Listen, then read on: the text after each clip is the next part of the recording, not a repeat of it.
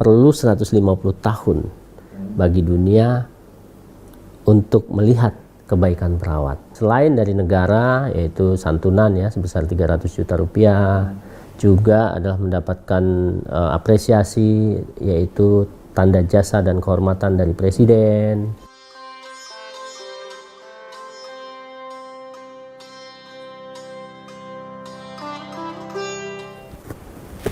Ya, kalau kita bicara nasib perawat di masa pandemi ini, memang kita melihatnya satu dari aspek tugas kemanusiaan misalnya ya. Jadi perawat ini termasuk frontline ya. Dunia mengakui itu juga. Bahkan WHO itu mengingatkan para pemimpin dunia tentang peran pentingnya perawat sebagai frontline dalam masa pandemi ini. Kemudian kalau dilihat dari aspek tugas terkait dengan resiko kerjanya juga luar biasa. Resikonya yang kita hadapi, yang mereka hadapi pada saat melaksanakan tugas. Di sisi lain orang untuk tidak harus keluar rumah, harus menjaga jarak. Mereka justru harus bekerja, harus melayani dan harus menyentuh orang. Ya. Nah, inilah kiranya hal-hal yang mereka alami ya. Dan beban kerja yang cukup tinggi pada masa pandemi ini terjadi pada masa-masa fixation ya. Fixation, masa-masa beban atau jumlah pasien yang meningkat, baik itu di Fasiankes di tingkat rumah sakit maupun di puskesmas. Itu mereka juga mendapatkan satu beban tambahan, bukan hanya fisik tetapi juga beban mental ya. Saya ambil contoh misalnya beban mental itu kita pernah mengalami UGD yang antrinya luar biasa. Rumah sakit membuka tenda-tenda sebagai UGD tambahan. Nah, di situ setelah kami coba bertanya sama teman-teman itu apa kira-kira kesulitannya atau apa hambatannya, mereka bilang kalau persoalan banyak ini tidak ada masalah sebenarnya. Tapi sebenarnya miris yang membuat kita lebih sedih nih, nah, bila mana orang yang mau kita tolong tuh tapi kita nggak bisa apa-apa, tempat tak ada, oksigen kurang, itu menambah beban psikologis daripada para perawat-perawat di depan.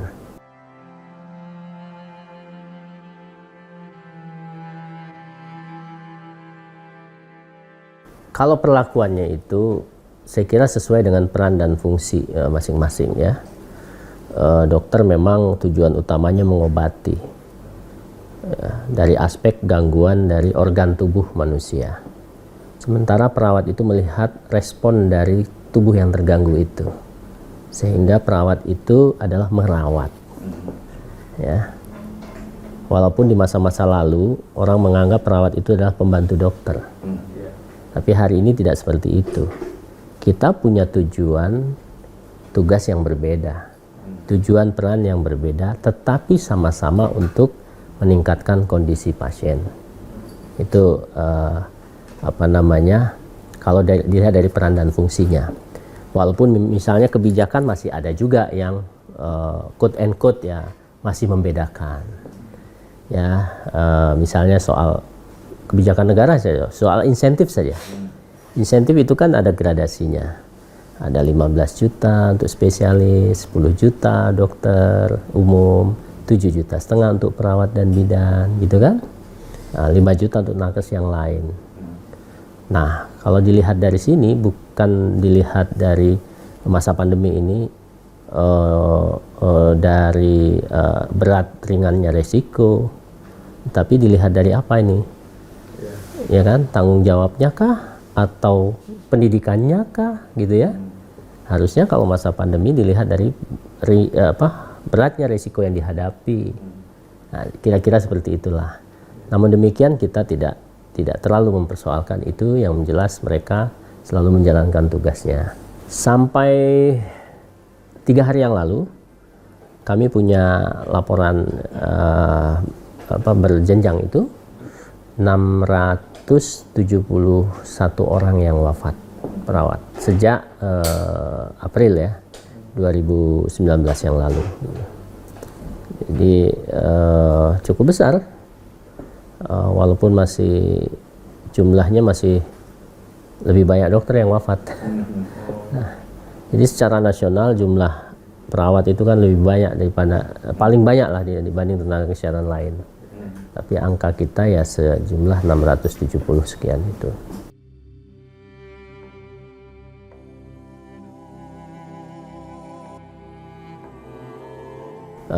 Terutama itu mereka yang bekerja di rumah sakit atau di Fasiankes yang dikelola oleh pemerintah daerah. Ya, itu banyak terlambat ya. Tetapi kalau secara umum kalau kami lihat untuk yang bekerja di institusi yang dikelola oleh pemerintah pusat, dalam hal ini Kementerian Kesehatan, itu sedikit keluhannya atau kejadian-kejadian yang tidak diharapkan itu sedikit. Nah, lebih-lebih kemarin terkait dengan persoalan kebijakan anggaran dan lain sebagainya, ini menjadi masalah juga ya. Ada sekitar berapa itu? 368 kabupaten kota kan yang mendapat teguran yang tidak memberikan insentif pada tenaga kesehatan ya. Pasti perawat paling banyak di situ yang tidak mendapatkan gitu.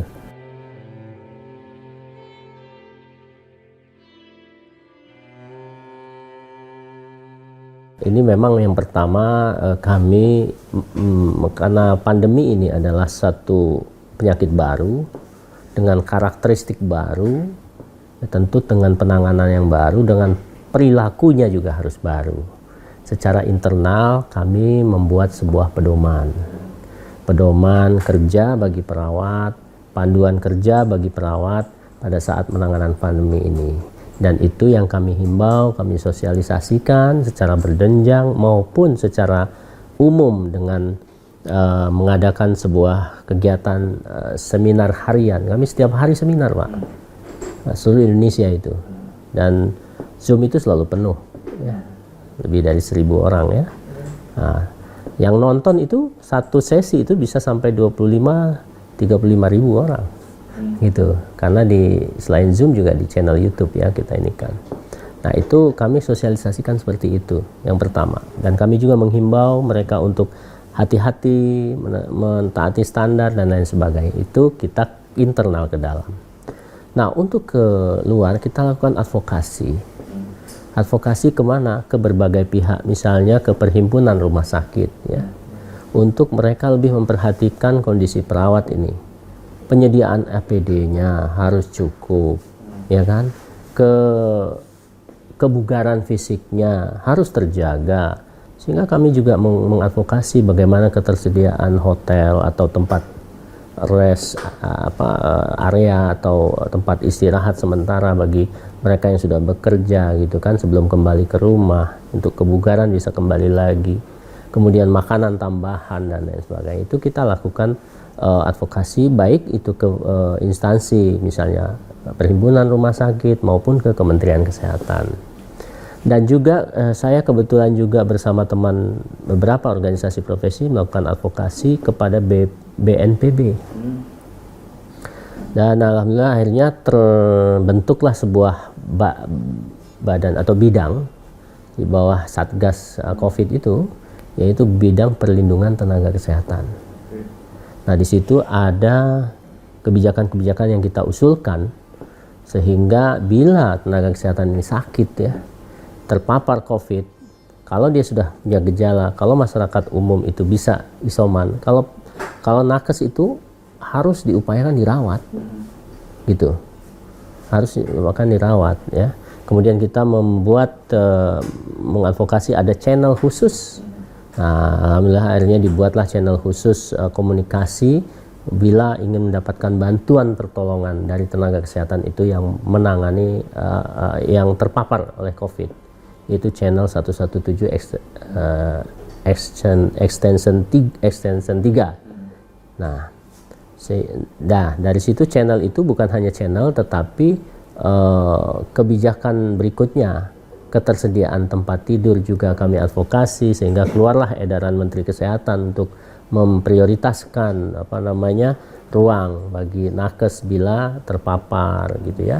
Kemudian juga bagaimana mereka yang tidak dapat terevakuasi dari tempat-tempat yang sulit ya, yang terpapar itu harus dibawa ke pusat-pusat pelayanan. Termasuk juga adalah penyediaan obat-obat yang memang dibutuhkan. Ya, seperti Aptemtra, Avigan dan lain sebagainya itu oleh BNPB itu dialokasikan untuk mereka. Nah, itu adalah advokasi kita kepada pihak pemerintah. Dan tentu kepada Kementerian Kesehatan kita ingin juga mendorong agar ada satu penelitian tentang penyebab kematian sejawat-sejawat kita ini. Dari mana sih kan gitu kan? Apa penyebabnya? Supaya kita tahu intervensinya apa gitu. Nah, hal-hal seperti itulah yang kita lakukan bagi mereka yang terpapar untuk perlindungan. Nah, bagi mereka yang sudah wafat, kita lakukan advokasi juga untuk apa? Untuk mendapatkan hak-haknya. Nah, inilah kami di PPNI itu cukup banyak data yang sudah kita kumpulkan, dan bahkan walaupun jumlah dokter lebih banyak yang meninggal daripada perawat, tapi yang mendapatkan santunan, insentif, kemudian tanda jasa itu lebih banyak kita. Kenapa? Karena kita bantu datanya ya. Bagi mereka yang sudah wafat itu ada beberapa selain dari negara, yaitu santunan ya sebesar 300 juta rupiah, juga adalah mendapatkan apresiasi yaitu tanda jasa dan kehormatan dari Presiden, dan juga kompensasi terhadap penyakit akibat kecelakaan kerja, akibat kerja. Nah, itu kita upayakan, kita advokasi. Tapi kami juga PPNI mencari relasi-relasi untuk bisa juga menambah perhatian kepada mereka. Kita bekerja sama dengan berbagai lembaga bahkan perusahaan dalam rangka memberikan beasiswa kepada anak-anak mereka yang wafat. Itu kita lakukan dengan misalnya dengan Unilever, MinID dan lain sebagainya itu ya. Nah, itu seperti itu. Bahkan kita juga bekerja sama dengan asuransi untuk tambahan santunan-santunan mereka, misalnya Aksa Mandiri ya, CSR Bank Mandiri itu diberikan. Dan sekarang sedang berlangsung juga Badan Koordinasi Penanaman Modal. Itu juga sedang mengumpulkan banyak dari berbagai perusahaan dan memberikan santunan. Nah, saat ini kami sudah bekerja sama. Nah, khusus perawat itu sudah sekitar kemarin sudah 96. Nah, ini berjalan terus nih. Kita harapkan sampai ke 600-an sudah mendapatkan bantuan itu gitu.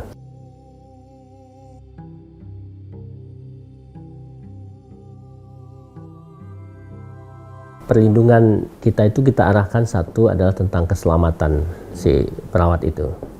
Baik itu keselamatan dari ancaman paparan atau terinfeksi, yaitulah APD dan perilaku, serta lingkungan, serta kebijakan dari rumah sakit.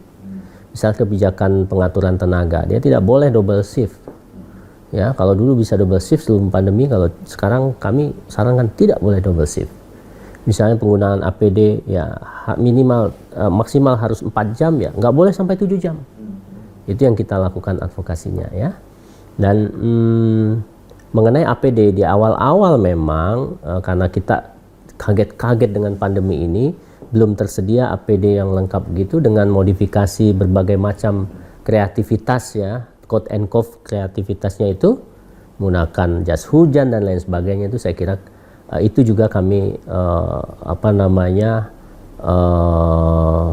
berikan tanggapan, itu tidak sesuai ya.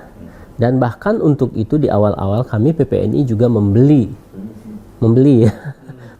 APD sendiri ya, berapa kalau dijumlahkan miliaran sampai miliaran sebenarnya kita bagi ke beberapa mereka yang memang di awal-awal kasus ini kan berjalan mulai dari Depok, Jakarta kan gitu. Itu kita coba lihat perjalanan itu dan kita berikan alat pelindung dirinya. Tapi kan kita terbatas, bukan negara ya. Dan juga kami meminta data untuk kebutuhan APD yang sesuai dengan standar itu, dan kami berikan kepada Presiden Satgas dan DPR RI waktu itu sebagai dasar bagi mereka lah untuk penyediaan ya. Tapi pertengahan ke sini kan EPD sudah tidak ada masalah. Nah, perlindungan berikutnya adalah sebenarnya perlindungan dari stigma ada ya. Kemudian termasuk pada kekerasan. Jadi sebelum saya jawab yang Papua, kekerasan juga terjadi pada perawat-perawat yang melaksanakan tugas. Ada berbagai kasus saat pandemi ini, kurang lebih ada 11 atau 13 kasus kekerasan kepada perawat. Mulai mereka yang ditampar, ditendang ya, dan lain sebagainya. Karena apa? Karena mungkin masyarakat juga panik, tertekan dan lain sebagainya, tapi perawat yang ada di depan. Jadi tumpahan emosionalnya kepada perawat begitu. Nah, ini dan kami semua kasus-kasus tersebut kami tidak lanjuti secara hukum.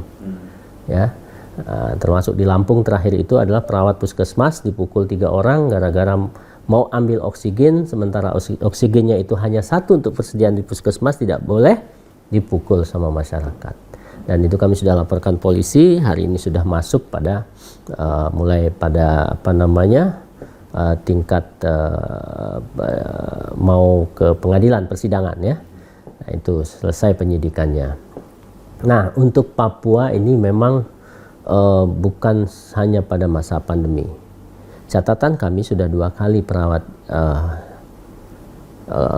yang terkena korban, walaupun yang terakhir ini bukan perawat yang menjadi korban yang meninggal ya, tapi tenaga analis laboratorium.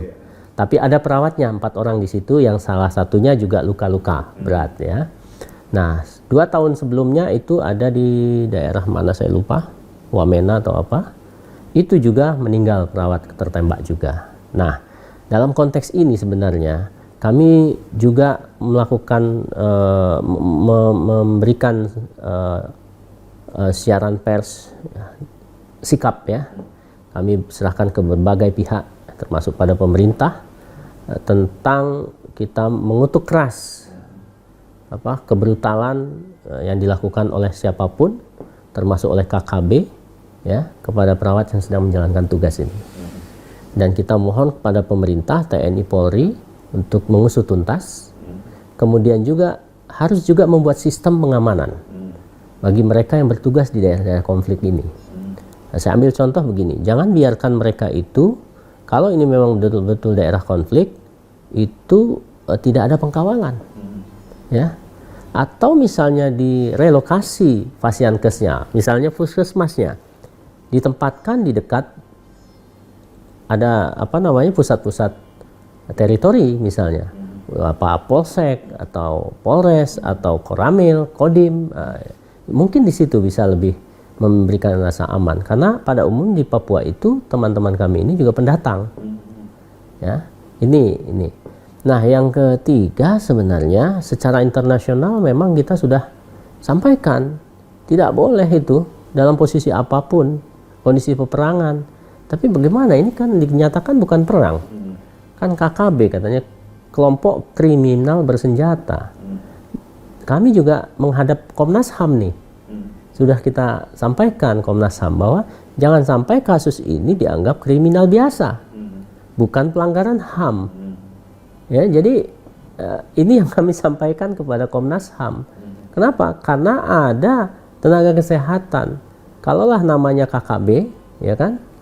Ya, tapi ini sepertinya KKB ini merongrong negara gitu loh.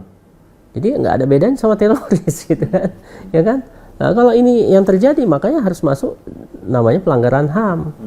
Nah, bahkan kami sedang berdiskusi dengan Ikatan Dokter Indonesia untuk membawa ini bagaimana ke HAM internasional untuk mendapatkan perhatian ya, agar hal ini tidak terulang kembali gitu.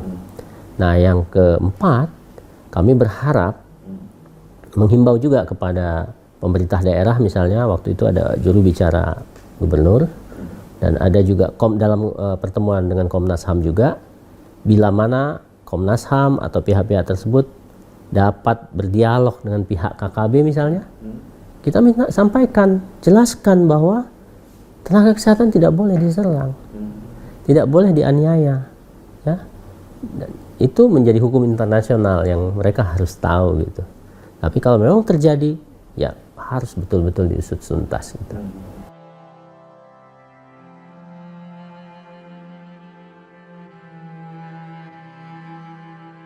Iya, teman-teman ini kan bertugas itu tanggung jawabnya utama adalah pada mereka yang memberikan kerja kan. Ada dua nih, satu pemerintah pusat, dan satu lagi pemerintah daerah. Ya, jadi saya kira tadi yang saya sampaikan, kami mengusulkan mereka membuat sistem pengamanan. Ya, sistem pengamanan itu ya berbagai situasi yang harus difikirkan ya. Apakah itu ketersediaan alat, apakah itu relokasi, apakah itu ketersediaan sumber daya manusia yang melindungi ya. Kalau kurang polisinya ya ditambah kan gitu kan. Ya kan kira-kira begitu ya. Karena kami nggak punya senjata. Ya, bagaimana mau melawan, dan kita tugasnya adalah kemanusiaan. Kasar kata, kalau kita sedang melayani itu, penjahat pun kita layani.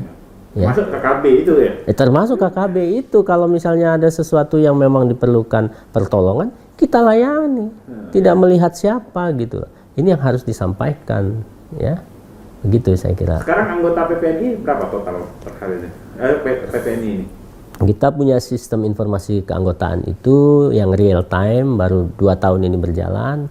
Itu sudah 694.644 orang dari sekitar 1 jutaan. Nah, ini bertambah terus setiap hari.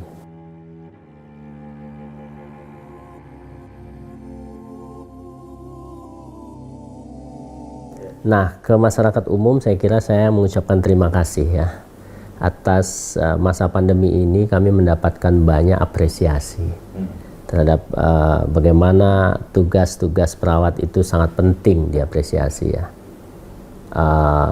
Ini memang sesuai dengan pendahulu perawat atau perawat yang tokoh reformasi perawat di zaman dulu itu, Florence Nightingale itu sempat mengucapkan perlu 150 tahun bagi dunia untuk melihat kebaikan perawat. Itu di 1870. Kemarin di tahun 2020 gitu Pak. Ya pas 150 tahun. Jadi itu kami cukup bangga menjadi perawat karena banyak apresiasi. Apresiasi baik media, apa yang disampaikan oleh media, oleh masyarakat. Nah, harapannya sebenarnya apresiasi ini juga diiringi dengan bagaimana pengakuan terhadap martabat perawat ini cukup tinggi juga di tengah-tengah masyarakat. Karena kami melihat bahwa masih ada saja misalnya masyarakat marah kepada siapa orang lain, kepada sistem, kepada rumah sakit, tapi yang dihadapi perawat yang menjadi korban. Ya, kami tidak harapkan itu terjadi lagi, karena kita harus saling merawat, Pak. Merawat masyarakat dengan kompetensinya, kemudian masyarakat tentu merawat motivasinya, merawat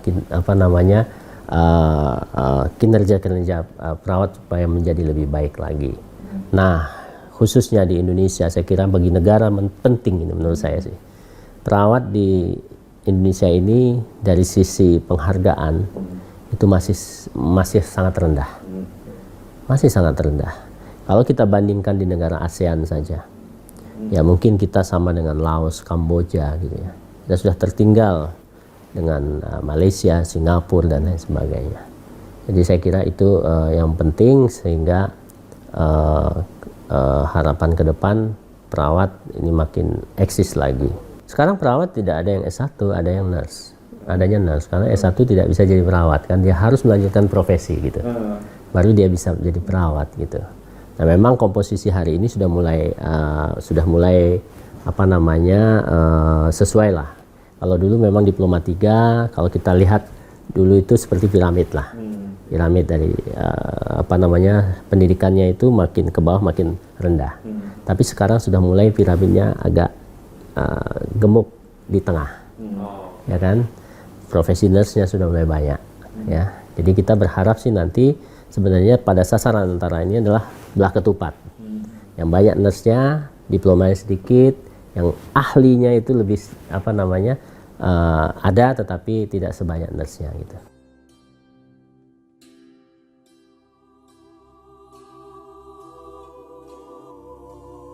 Dan kami mempunyai cabang PPNI luar negeri namanya.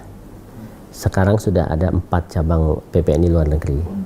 memang baru ada di Timur Tengah, yaitu di KSA, Kerajaan Saudi Arabia, Qatar, Kuwait, dan Uni Emirat Arab. Dan mereka yang bekerja di sana hampir seluruhnya sudah menjadi anggota PPNI. Hampir seluruhnya, karena masih ada yang belum, kan, karena kerja di luar negeri itu sulit juga dikoordinasikan.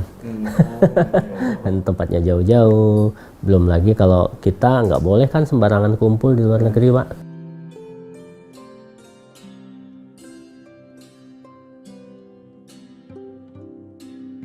Nah, itu memang menjadi isu sudah dalam 1 dekade ini sebenarnya. Nah, isu ini juga harus juga kami juga sudah sampaikan ini kepada dunia pendidikan keperawatan. Karena kita harus mencetak perawat itu yang punya daya saing global. Ya, ini yang saat ini. Nah, memang pada kondisi beberapa situasi kelihatannya kita belum begitu dapat mengisi pasar dunia ini. Ya, saya ambil contoh misalnya Qatar kemarin perlu 100, diuji coba 100. Setelah 3 bulan tuh yang mendaftar hanya 40. Setelah 40 dites itu 25. Dari 25 itu 17 yang berangkat gitu. Jadi negara lain gimana sih ini kan gitu ya. Nah, kami juga coba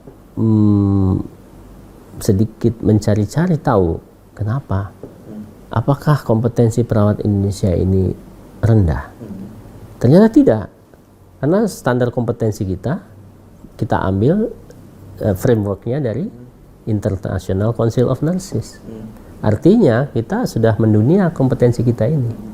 Bahkan kalau mau dilihat dari tipikal pendidikannya, kompetensi perawat Indonesia ini sedikit lebih extend. Ya, kalau di perawat-perawat negara lain itu nyuntik itu harus pakai sertifikat loh, Pak. Tapi perawat Indonesia asal dia lulus pendidikan dia udah boleh nyuntik, ya kan? Nah, itu uniknya. Kita dipercaya untuk kompetensi teknis ya, tapi memang banyak kelemahan kita dari sisi kompetensi bahasa. Nah, ini bagaimana jalan keluarnya ini kan? Nah, itulah yang saya sampaikan juga kepada BNP 2 TKI yang nama yang dulu ya. Juga kepada Kementerian Tenaga Kerja setelah ditanya mengapa, ya bahasa. Ya, dan saya melihat juga animo luar negeri itu juga kan mungkin karena ada budaya orang mangan ngumpul. Ya, kami juga saat ini menghadapi banyak persoalan, yaitu banyaknya perawat-perawat yang di daerah-daerah itu dengan status yang tidak jelas. Tidak jelasnya apa? Misalnya dia sebagai tenaga kerja sukarela, baik itu di puskesmas milik pemerintah maupun di rumah sakit daerah milik pemerintah, tapi bekerja sebagai tenaga kerja sukarela. Satu pasien itu bisa hanya satu perawat itu 5 sampai 7 pasien. Itu idealnya. Itu idealnya. Ya? Idealnya. Tapi kan kita bicara ruang rawat. Kalau ICU itu satu perawat 1 pasien, Pak. Kan gitu, Pak. Nah, sehingga ini kan nggak bisa kita ratakan gitu. Nah, di puskesmas tergantung lagi tugasnya. Satu puskesmas melayani berapa desa, ya kan? Kadang-kadang nggak sama. Oleh karena itu kami sekarang mengusulkan pada pemerintah yaitu program OVON, Pak. Apa tuh? One Village, One Nurse. Okay. Ya, sehingga kita bisa lihat dari situ ada 74.000 desa, ya kan? Paling tidak kalau satu desa itu satu perawat, kita sudah bisa mengalokasikan 74.000 orang perawat untuk kita sebarkan ke desa. Itu baru port d'entry ya, titik masuk. Belum tentu nanti dia sanggup satu sendiri di desa itu kalau memang betul-betul kita ingin meningkatkan kesehatan masyarakat desa. Nah, berbeda dengan Jepang kalau kita bandingkan. Sistem pelayanan kesehatan di Jepang itu sudah sampai rumah-rumah, Pak. Maka dia masih minta perawat Indonesia untuk bekerja di Jepang kan, Pak.